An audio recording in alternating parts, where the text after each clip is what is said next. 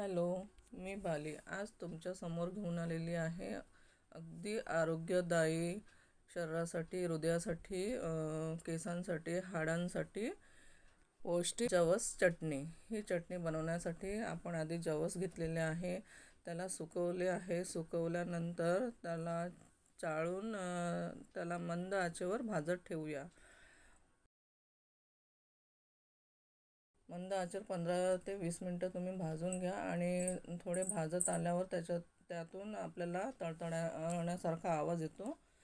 त्यात तुम्ही थोडी मिरची, लाल सुक्या मिरच्या आणि मीठ आणि जिरे हे ऑप्शनल आहे।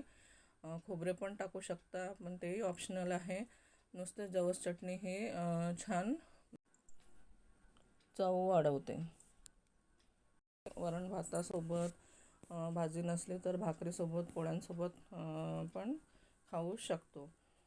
म्हणजे थंड व्हायला वेळ लागते, तो हे आधी थंड होऊ द्या पूर्णपणे, त्यानंतरच तुम्ही मिक्सर जारमध्ये टाकून बारीक करा। आता आपण बघूया थोडं बाहेरचं। ही माझी तुळस, हे बाहेरचं वातावरणातून पाऊस हा गायब झालेला आहे पूर्णपणे।